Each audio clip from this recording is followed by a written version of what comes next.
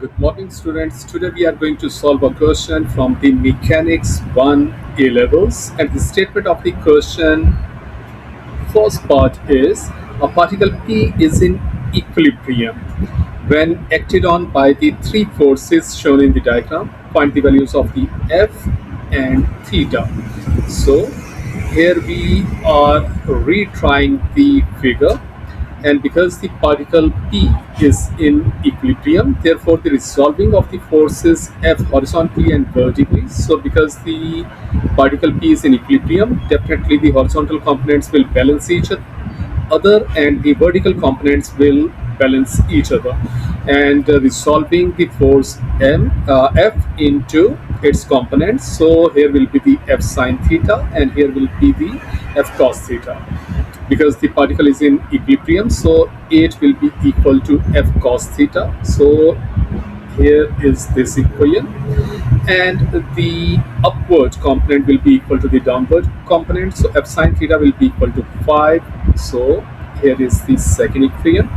So squaring and adding equation number 1 and 2, so it will become F square cos theta plus F square sine theta, and on the right hand side 64 plus 25.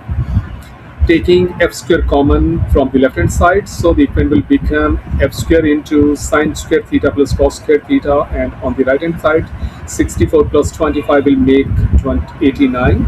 So because the sine square theta plus cos square theta is equal to 1, so the equation will become F square is equal to 89. Taking square root of the both sides will give us the value of the F, that is 9.43 newtons.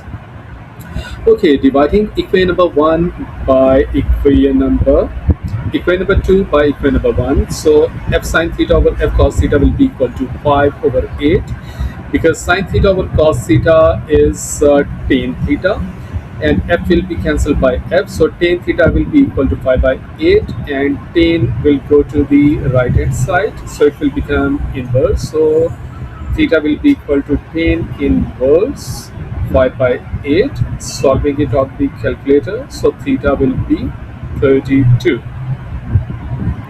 Okay, the statement of the second part is, if the direction of the force of the magnitude 8 Newton is now reversed, so it means the 8 Newton's direction will go to the right hand side.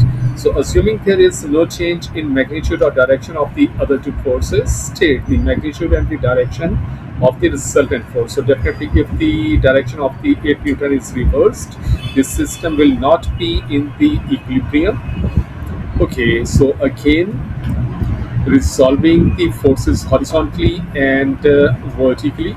So the horizontal component will become, because now the direction of the 8 Newton is towards the right hand side, so 8 plus F cos theta will be the horizontal component, and because the value of the F and theta we have found it out in the first part, so F is square root 89 and theta's value is 32 degrees. So solving it on the calculator will give us the value of the horizontal component, that is 16 Newton. Okay, now resolving the vertical component, so F of y, so F sine theta, and because the direction of the vertical components are opposite to each other, so F sine theta minus 5 will be equal to the vertical component. Solving the value, but first putting the values of the F and theta into the equation, so square root 89 sine 32 minus 5. Solving it on the calculator now, so it will give the answer 0, and the resultant force is the requirement, and this is the formula of finding the resultant force, that is fx square plus fy square whole square root, and fx value is 16, so it will be 16 square plus fy, y's vertical component is 0, so 0 square root is still there. Solving it on the calculator will give us this answer. So the magnitude of the resultant force is 16 Newton. And the second part was find the direction of the resultant force. So the direction of the resultant force can be find it out by the formula Fy over Fx is equal to tan theta. So because Fy is 0 and Fx is 16, so it will be equal to 0. So tan theta is equal to 0, and now tan inverse will make also be 0. So theta is equal to 0 degree. So it means the resultant force is in the direction of the 8 Newton. Thank you so much.